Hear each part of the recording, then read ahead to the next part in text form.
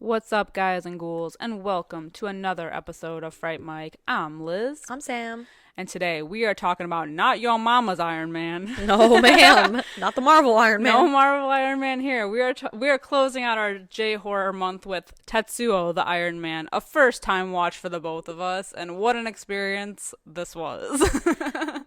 An experience indeed. This is going to be a tough one to talk about because so much happens and I don't understand it. It's highly rated. It is. And like I think it's one of those, oh God, there was another movie we watched where I was like, if I hadn't read the premise of the movie, I wouldn't know what it was about. Yeah. And this is one of those movies. There's a lot. This movie's metal. It's metal. Literally. It's literally metal. I Have you ever seen, I was talking to you about this before we recorded. If you ever wanted to scare someone away forever, just double feature Tetsuo, the Iron Man, and Eraserhead. Yeah. I think that this one would like seal the deal on that. So maybe go in with Eraserhead and then follow it up with this. Like, babe, you just don't understand. Don't worry. This next movie will really show you what's up. This movie is a love child of David Lynch and David Cronenberg. Yes. Hands down. Yes. Oh my God. D squared. Yeah. David Lynch strictly for the weirdness and like the feel, the look of everything. And David Cronenberg for the bizarre body horror. This is like cyberpunk body horror. This was like one long music video. Yeah. That's what it felt like to me. Mm-hmm. Like a 9 Inch Nails music video. Honestly, I did really like the sound design in this movie, though. I loved how all of the, like, music, quote unquote, was, like, industrial noise. That sounded, like, really cool. Just metal sounds. Metal sounds. Yeah. It was chaotic. This is a chaotic movie. I did not know what to expect because we wanted to pick something to kind of close out this month that we had never really seen before. Yeah. And, yeah. This one. That did it. Kayako was unavailable. Yeah, that we were gonna cover Ju-on, but we couldn't find it anywhere. No, why is it so hard to find? I don't know. Devastating. Dumb. The good thing is there were so many solid Japanese horror movies to choose from. But yeah, we wanted to go with something that neither one of us had seen, and it was highly rated, so we were like, pfft. And it was 67 minutes? 64 minutes? I don't know. Yeah. Came in just over an hour. I said, perfect. That's all it needed, man. This is a wild ride. Really sealed the deal for me. This is a wild ride. So, Tetsuo the Iron Man, which came out in 1989, currently has a 6.9 out of 10 on IMDb. 76% on Rotten Tomatoes. Fun. Once you're done with this episode, or if you want to pause right now, go read the Letterboxd reviews for this movie. I was dying. Yeah. They're so funny. It's insane. Fantastic. I just wish, and like it's funny, because I had this thought when I was looking for reviews on I was scrolling for like movies to watch, and Tubi can be a gold mine, but can be a crapshoot. You got to be careful. So sometimes I'll be like, I wonder what the Letterboxd reviews are on this. And I just thought to myself, I'm like, why does it seem like a lot of these Letterboxd reviews are just people's like roasts of this movie, or like like they're troll less comments. Yeah, they're troll. And I was like, it just seems like a lot of people are just like making jokes, but it doesn't say anything about the movie. And then literally last night, I was scrolling Instagram and James A. Janice popped up. I don't know if I assume it was For Dead Meat something. He was like talking about Letterboxd, and he's like, yeah, it's just interesting because I genuinely am looking for reviews on Letterboxd, and it seems like the Letterboxd reviews are just turning into like who has the best jokes. Yeah. And I was like, well, hot diggity damn. Like I thought that as well. I'm glad I'm not alone, but I think that is true. Like if you want to go like read an honest review, you go to like IMDb or like Rotten Tomatoes. Well, and the sad part is too, I don't take the time to review a lot of movies on Letterboxd. So the ones that I do review are either genuinely like really terrible movies that I'm trying to get you to like steer clear of, and I do go in deep. Like this just didn't cut it. Like it was X, Y, and Z. I really think.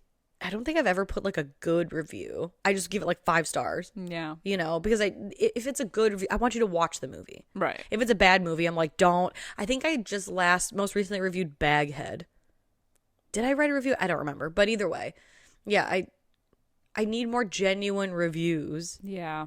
On movies. And it's sad because I feel like the ones that are genuine reviews are always the ones where they're like spoilers ahead. And I'm like, well, if it's going to be something I want to watch, I don't want the spoiler. Yeah, but I also like a movie like this where there's a lot going on, and if you don't like kind of read up on the movie, you're kind of left in like a what the fuck face. I'm not gonna lie. So you're like, I kind of want to know somebody else's input on this. I'm not gonna lie. I saw the high reviews on this, and I was excited, and I watched this, and for the first half of the movie, I was like, I don't really know if what I think is happening is what's actually happening. So I went to IMDb. The synopsis. And I went right to the synopsis. God bless whoever wrote that synopsis. And I was like, really? That's what's happening? I do that sometimes when I'm like watching something and I will watch like a few scenes play out and then I'm like, okay, did that? Yeah, like was that actually what I thought it was? Okay. Because this movie, like, I don't want to be spoiled because I want to watch the movie, but I have to like, you know, because we're looking at it critically. Right. I want to make sure that it is happening the way I think it is. Well, especially because, like, you want to give the movie enough time to maybe, like, unfurl itself or explain itself. So, halfway into this hour-long movie, I was like, I think I need some assistance. Yeah. I think I need to, like, read up on this. But it does. Like, once you know and, like, once it all kind of goes down, it's like it makes sense, but it doesn't make sense. Like, I still have questions, but I get it. Yeah. Like, the first half of the movie, I went and read the synopsis of. The back half of the movie, I was like, you know, I think I'm just going to go off my raw interpretation of it and see. Always raw dog it, man. Yeah. I'm trying to raw dog. I'm trying to be responsible, but raw dog. I'm on the pill. I'm on the pill. You know?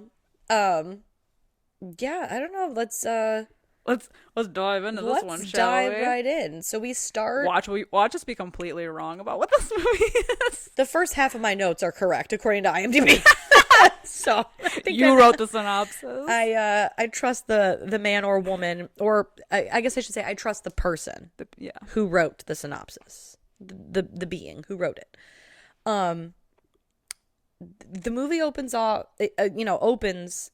with a man who from here on out is going to be known as the fetishist, because again no one is given a name in this movie. There's man, woman with glasses, and the fetishist, and this is all again according to the IMDb. Because I just was like the guy. I don't know. The metal guy. Yeah, but they're all metal guys. Well, because at first I thought that the fetishist was the main guy. Yeah, I was really confused, and so I was like, okay, let me just get some help. So there's a man who is sticking like metal rods, like metal rod in his leg, and it like, but because of the way the movie is shot, you don't know how long it's been since he's stuck the thing in. It's almost shot like a stop motion type movie, and it's shot in black and white, but there's some scenes that are very stop motion-esque. I agree, because it's like the way it's like kind of choppy. Well, right, and like sometimes like you'll see a cup and then it'll just crumple, right, like a stop motion. Yeah, exactly. Yeah, he's jamming that rod into like his thigh, and for what purpose we don't know. Is it like sexual? I don't know, but like some time has passed and he like kind of uncovers the wound just to find that's like rotted and there's like maggots falling out of it. Disgusting. Yeah. So then he runs. Freaks out. Yeah, freaks out, runs, is running into the street, where we then cut to like a scene that feels like it was filmed by John Waters, because the music now is like bum, bum, bum, bum, I love it so much. And it's like the guy gets hit by a car. Yeah. But it just is so the stark contrast to like the metal music and like the boom, like the same thing happens at the end with the credit music. Exactly. It feels like it went from like, is it like Lynch meets Cronenberg to like John Waters? Yeah. You know, there's definitely so some influences everywhere, because every other like song or noise in this movie, like as a background, is like the sound of like industrial machines going off, like a doonch, doonch, yeah, you know, like that kind of thing. Yeah, absolutely. It's so wild. And so we don't see it, but we like can infer that there was a hit and run situation, or at least a car hit this man. And I also, to go back to something that you said earlier, we don't really know why he's inserting the metal leg or rod into his leg, but I think by the end of the movie, I think I can almost infer that due to some childhood trauma of being beaten by a similar looking metal rod as a child, it must be almost like he's like now inflicting the like being pain on himself. Exactly. Mm-hmm. Like a masochist or something. I don't know. But I honestly, what the fuck do I know? I've only seen this once. He is real into that metal rod. Yes. Him and that metal rod are tight. Yeah. And so we see this car accident, and now all of a sudden there's a man, a businessman, a man with glasses, however you want to refer to him, the man. And he, it's like almost like a dream-like vision that he has of industrial equipment and machinery. And he wakes to find out, he's like going to shave his face, and he wakes up and he sees like a little piece of metal protruding out of his face, and he goes to touch it and it just like explodes with blood. Yeah. Like squirts out everywhere. So wild. The amount of breathing in this movie, he's like I half know. the movie. Well, and the amount of profuse sweat, perspiration. I don't blame him though. Oh, it's my chaos God. from here on out, man. It's great. There's a scene between him and his girlfriend later, and they're in his apartment. And hey, you know, this is a Japanese movie, right? I've never been to Japan. I'm sure the climate is very different. I'm used to my American AC, but the whole time I was watching this, and they're literally dripping in sweat, and I was like, somebody crack a fucking window. Like, yeah, right. How hot is it in there? Why are you sweating Take so a much? shower, Jesus. Right. But again, this is coming from me and my like, oh, gotta turn that fucking AC up. Well, you know why they're sweating so much? Because they fuck in this movie at least 4 times in an hour. Yeah. In an hour movie. It's crazy. It almost seems like at one point even they're fucking when she thinks he's dead. Yeah. It's real weird. It's good for them though. Teach their own. Good for them. Yeah. To each their own is what I say. Yeah, so he's talking to his girlfriend on the phone. They just keep saying hello to each other. It's mushy mushy. Yeah. It's a little weird.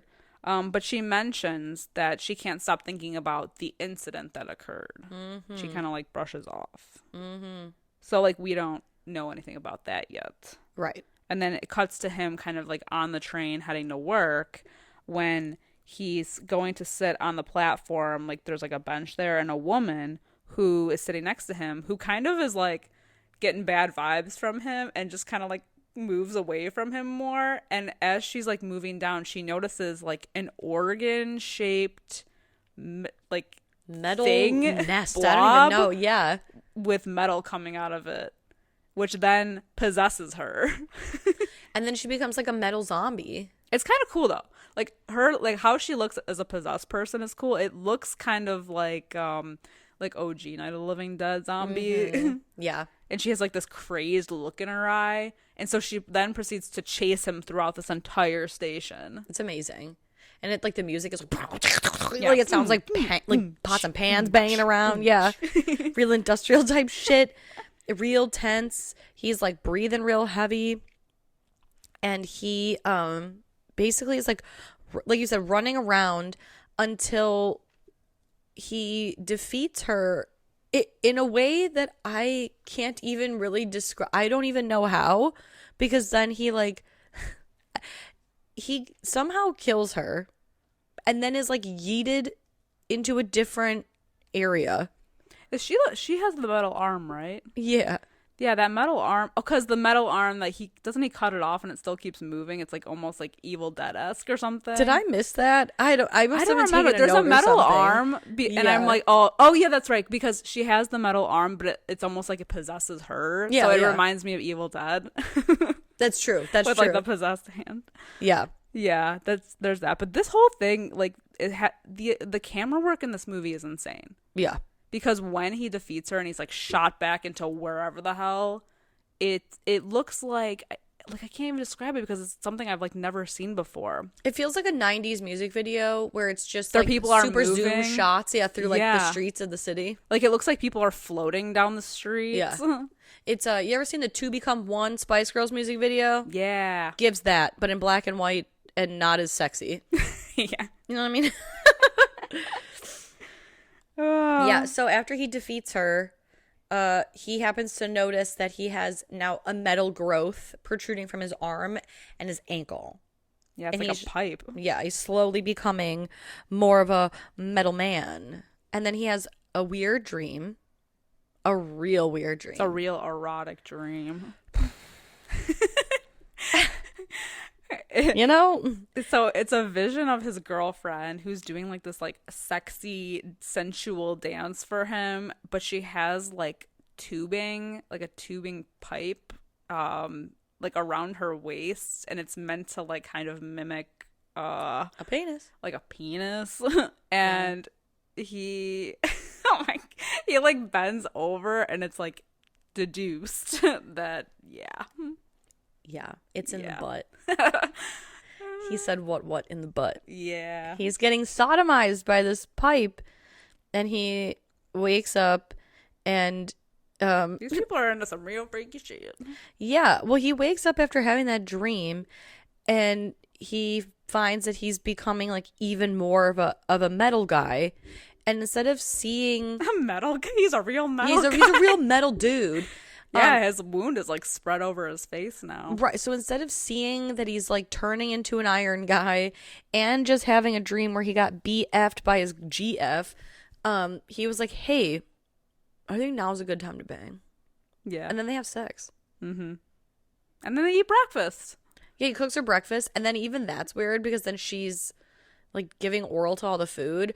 But every time she puts the food in her mouth or does anything with the food, it makes metal noises. So when she's like, like he tonguing can't take the eggs, it's like that's what it feels like to have a migraine.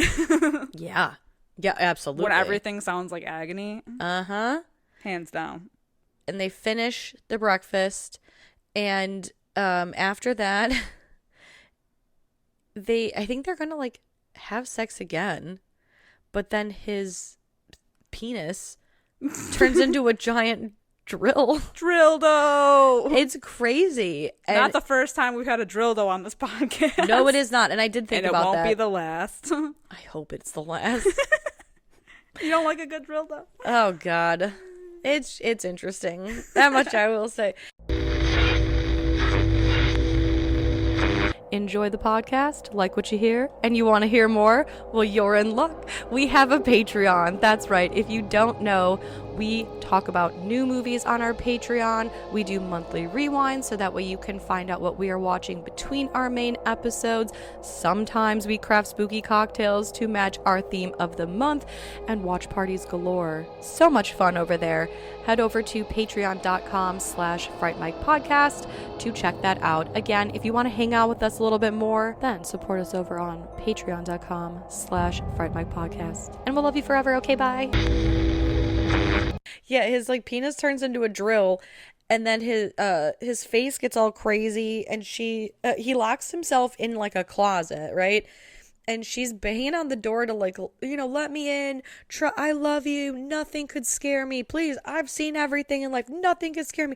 She barges her way in there, and then when he emerges, and he's like basically half metal at this point. His face looks like a junkyard. Yeah. Looks like fucking scrap metal. He looks like a Twisted Metal character. He does. Yeah, and she's like, oh my God. Basically like, what the fuck?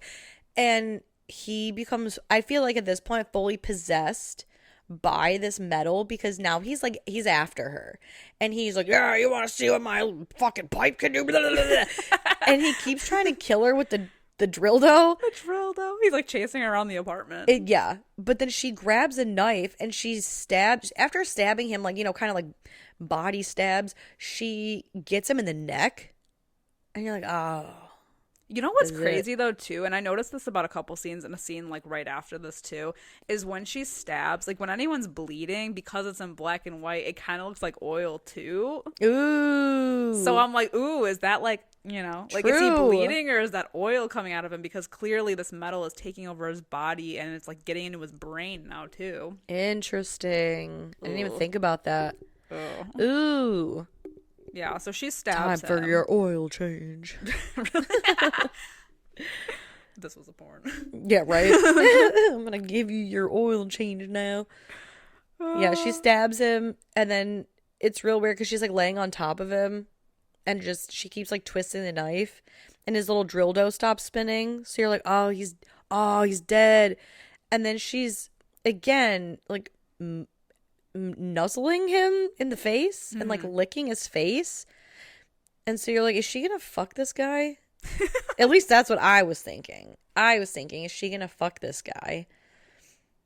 And then he comes to and finds that she's committed suicide by like laying on the drill.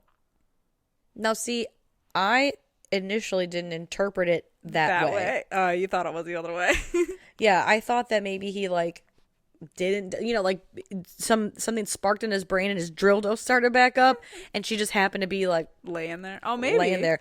But I don't know, because according to the IMDb synopsis, it did happen like that. That's how she just seemed a little distraught. So that's why I was like, oh well, maybe.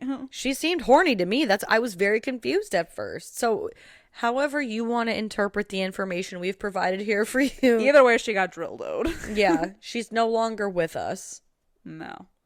And like he puts her in the bathtub and it looks like a shrine. Yeah, there's like flowers sprinkled on her or something. And this is what I was saying about the oil thing, because then he pours something into her mouth, almost like he wants to I feel like it was like he wants to transform her into metal or something, because he pours this oil / blood substance into her mouth.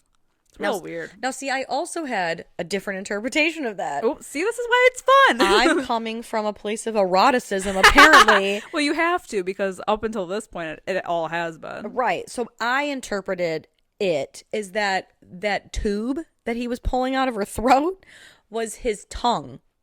Ooh. And he was like giving her a goodbye kiss. And that like dribble that came out just was like body stuff from her or him. I'm really sure. Oh.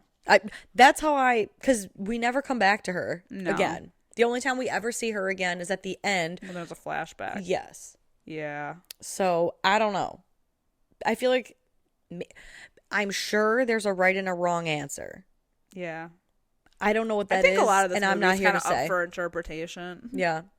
So let us know. Find us on Discord. Let's chat about it. Yeah, really. I want to know. I need answers. Like fucking Zach Bagans. I need Bagans. We want answers. Literally. There are things in this world we do not understand. I'm gonna be stalking our own Discord, waiting for someone to be like, please explain. I need to know. I need to know your interpretations, your thoughts. I need feel to like know it if there is a right or wrong. People are getting possessed here left and right by metal. He's probably trying to make her like him. Right? So they can be metal together. Metal mania. Iron Woman. Ooh. Oh my god. Yeah, crazy. Then there's that weird little scene with the doctor. It's almost as if he goes to the doctor. I don't know. I don't know. Or is that I think this is a memory from the fetishist. Again, so this, everything I'm saying is my interpretation of this movie. Mm-hmm. I interpreted it as almost like a memory that the fetishist was having from maybe when he was younger, because the doctor talks about, there's a piece of metal in your brain, and if I dislodge it, it's going to kill you. And I think at the end of the movie, or at some point in the movie when the fetishist returns, there's a piece of metal sticking out of his forehead. So I took that to be a flashback or memory of his. Okay, that makes sense. And why he's such a metal enthusiast. Yeah. Because he's literally got metal on on his metal in the brain. Metal on the mind. Yeah, exactly. Yeah, no, that makes sense because I was like, why is this like random seat in there? Like, I'm like, did he attempt to try to go to a doctor like during this whole thing? Because the guy goes like, I can't, like, I've never seen anything like this. I can't believe you're still alive. And then it kind of cuts back to like reality. Yeah, I wonder if the scene that we get from the end of someone getting beaten with a pipe, which I again took to be the fetishist. I wonder if maybe like the metal in the head was like a result of that beating. I'm not sure. And that's what messed him up so bad because this dude like is full psycho. Yeah. And by this point, our businessman is almost completely metal. He's like 90% transformed. I think the only thing that's not metal on him is like his eyes and his mouth. Yeah. It's like, he kind of looks like Phantom of the Opera in the face, where like a very small part of his face is still human. I really love his transformation though. I do too. I think it's so cool. It's like, it's almost like they had a suit and they just gradually started like putting metal pieces all over it. Needs more metal. Get a pipe out coming out of his leg. Exactly. And like here, a TV turns on and we see, so I think the fetishist is now showing him a memory of when the hit and run incident took place.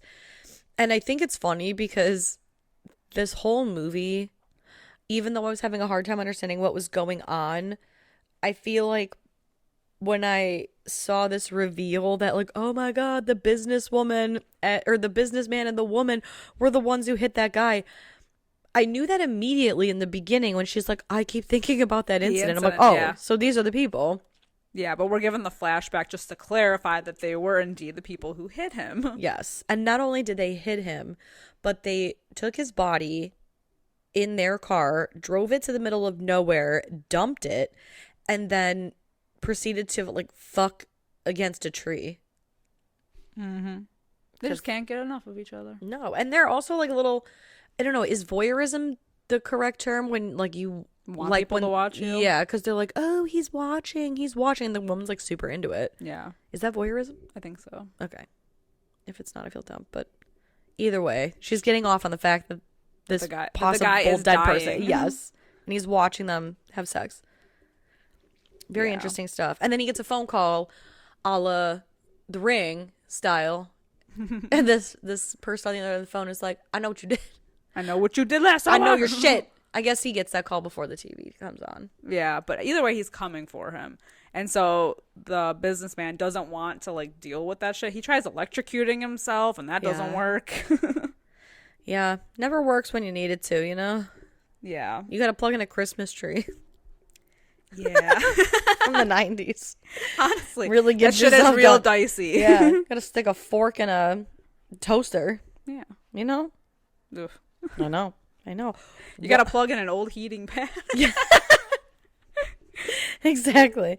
Use your grandma's hair dryer from 1984.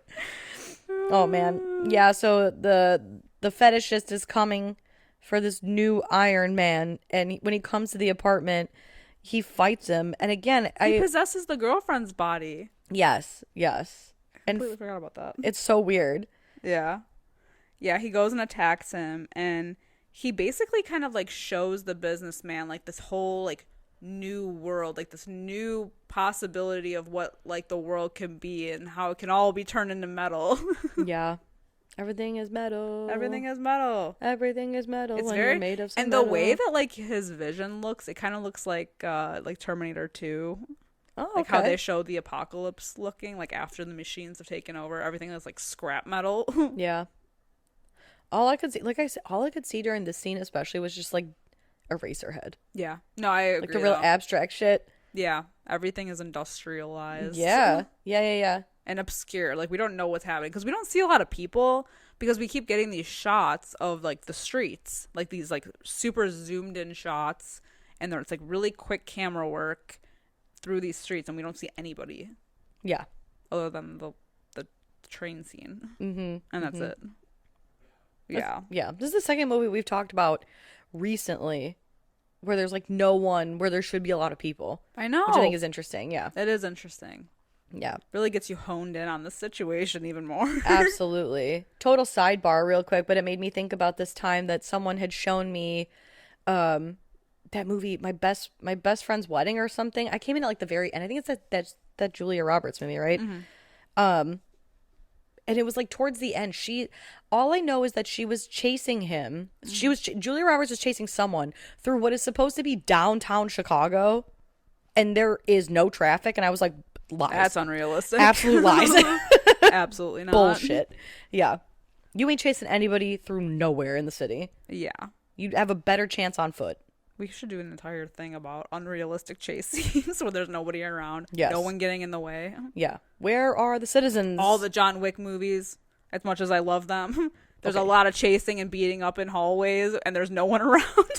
Yeah, because you think I'm going to fucking... I'm hearing that go down. You think I'm going to pop out and be like, oop. But Keanu Reeves. What's going on? So while all this Zoom camera work is happening, they're like fighting each other. And that's when we get the flashback of the fetishist as like a younger boy, and when he got beat, it was like a homeless guy that beat him with like a rod. Dude, I don't know. I wasn't sure who it was. I'm like, is this a dad? Is this like a stranger? Who is this? Yeah, because they never show the little they never show a little boy. Everything we're seeing is from the perspective of the person getting beaten, but it's just the voice at first of them saying like, stop, stop, stop. It's the fetishist, but then it turns into like a little boy. So I assume like, oh, this is like a past trauma. Yeah. And it incapacitates the fetishist from chasing the Iron Man for like a little bit. Yeah. Enough to where the Iron Man / businessman is able to seemingly hide out. Yeah, like in a factory. Yeah. But I do love when the fetishist comes to and he's like kind of back chasing him, and he kind of manipulates like anything metallic in the streets like on his path, and that's really cool. It's like that Fast and Furious movie where they said, guys, what if we just tried magnets? Magnets. And everything, when they turn the magnet on, everything is magnets. Yeah. Kind of, but things like just kind of like implode. Yeah. Like that poor cat. I know. He kills that cat. I refuse to watch. Anytime I see a cat on the screen, I'm like, absolutely not. Any animal. I know. I'm looking at my cat. That was unnecessary. Sleeping right now. How could you do that to somebody like that? Real unnecessary. Poor little pussy cat. Yeah, I just like how he kind of like manipulates metal. Yeah. It's very Magneto. True. Love. Love that for him. Yeah. So by the time he gets to the factory, our businessman is just a metal blob. The shabusiness. Yeah. Like he was already metal. He's like 99% metal. He's like a big blob. Yeah. It's true. It's true. He's just a big mess of metal, and he's like, I don't know. This part of the movie was so confusing. It just seemed like he was like, please leave me alone to die. And then the guy's like, no, man. And then they try to fight. And then he turns into the blob too. Yeah. They morph into one blob. And then the fetishist, who's now attached to the Iron Man as one, he's like, oh man, we're going to fuck this place up so good. The world's going to be just one big ball of scrap metal, and it's just going to be fucking insane, dude. We're just going to fuck this shit up. And that's it. But by the end of it, they look like a parade float going down the street. Yeah. Because it's just a metal blob going into the streets of like the downtown area. And that's it. If you've been to any garage sale for like especially an old person, it just looks like their toolbox. It looks like a junkyard float. Yeah. Shit's wild. It's insane. Yeah. And that's it. This is definitely an interesting one. All 1 hour, 7 minutes of it. I've never seen anything quite like it. Yeah. It's unique. Yeah. It's unique. I think I went in blind, which I think that obviously if you're here and you haven't seen it, you haven't gone in blind, but if you like, this is a movie that you want to go in blind for, because I was like, what the fuck? I didn't know what to expect, and then what I got was definitely not what I was expecting. Yeah, well, especially based on the summary. Yeah. Like, if I didn't read the synopsis, I'd be like, what? What is happening What am here? I watching? But isn't I'd be that so what we confused. say in most David Lynch movies anyway? Yes. Or David Cronenberg movies? Yes. Hence the love child Yeah, well, that's of both of them. I'm not saying, because there have been so many movies where I love them and don't understand them, but I'm just saying they're the hardest ones to go in blind, because you're like, they make me feel dumb. You know, when you go in blind. Like, I'm glad I read the synopsis, so I at least kind of like knew what I was supposed to be interpreting. Had I just clicked on this movie full send, just going in absolutely blind, I don't know what I would have done. It's hard to say. And I'm not saying that it's like a bad movie. I'm just saying there's a lot going on. Boy, oh boy. Now they should have made like a Marvel Cinematic Universe around this guy. I think there's a sequel. He could have been yeah, he's like good villain material, you know. Yeah. Metal Man. Yeah, I think there's one sequel to this. Maybe two. Yeah, it's very Magneto-esque. Yeah. The way he can manipulate metal. That's a good power to have. The world is metal. True. It looks cool. Although, nowadays, what would you really do with it? Cars aren't even really made of metal anymore. Were they ever? Yeah. Right? Yeah. I mean, he's able to do a lot with it. He's floating down the street. He's going down and he's, taking charge. He's possessing people. Because we have metal in us. Yeah. He can grab by the earrings. That's true. Magnets. How do they work? How does anything work? That shit work? I know.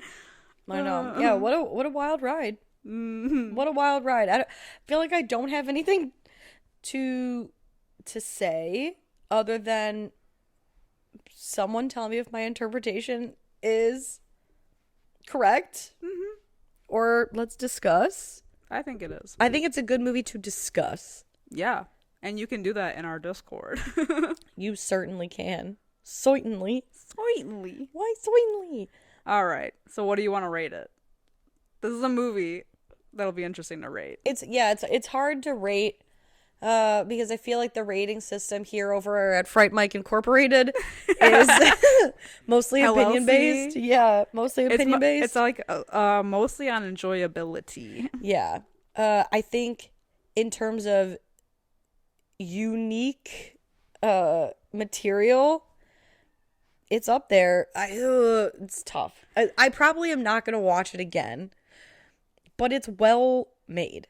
Yeah. So I'm just going to say it's a 4 out of 5. Nice. Despite me probably not watching again, maybe once more for like interpretation's sake. Yeah, I agree with you. I originally thought 4 out of 5, and I'm like, is that too high? Because I don't know. I might rewatch it, but not anytime soon. Yeah. And I'm kind of curious as to like what the sequels are about. I thought that as well. So I'm like, where are they gonna go with this? Mm-hmm. And it could be cool. And I think that whatever he was trying to do with this movie, he really like set out to do it, and he did it. So it's like really, truly like unlike anything I've ever seen before, and it was so crazy. And the body horror is amazing. Now, you want to know something? While this movie, the credits were rolling, and I was kind of just finishing my notes and wrapping my brain around what I just watched, for whatever reason, I just thought to myself, I feel like this is kind of like if Crimes of the Future were good. Because if anyone here is a patron and listened to our episode on Crimes of the Future, or has seen Crimes of the Future, was not for you. It was not for me. Yeah. It was not very good. And that movie was kind of more about like the topic of plastic. Mm-hmm. And, that with all the microplastics and yada yada, single-use plastics, obviously plastic waste is like a big issue. This, I feel like, was trying to say something about metals. Yeah. And like, oh, one day the world's going to be all metal and this is what it's going to look like. I feel like this walked so Crimes of the Future could sit in a corner and cry. And it's David Cronenberg. And daydream. Yeah, exactly. It's really saying something. Yeah. Now, why do you think it reminded you so much of Eraserhead? Just like the industrial aspect of it? Yeah, I think probably it was like the abstractness, the black and white for sure. A lot of the more like, I don't know, artistic nature of it. Yeah. That's kind of what it reminded me of Eraserhead. Like the more like almost dream / nightmare like sequences. Yeah, it's almost like a dystopian type of feel to it. And even Eraserhead felt very like industrial. Yeah. You know? Yeah, no, I agree. I got those vibes a lot too. Yeah. We could talk about it over in our Discord at Fright Mic Podcast. We're over on all of our socials. Go follow us over there. And we also have merch now, which I keep forgetting to plug. Hey. You can find that over in the bio on our Instagram and our TikTok. All of our socials, you'll find it over there. So if you're looking for some spooky merch to wear, hit us up over there. Rep us all summer long. We got t-shirts. Hell yeah, and they're so comfortable. They're so comfortable. So soft. And then when the weather turns cold, we got sweatshirts. We got sweatshirts. They're amazing. I know. So comfortable, so soft. So yeah, if you're interested. If not, that's cool. But until next time, I'm Liz. I'm Sam. Rest in peace.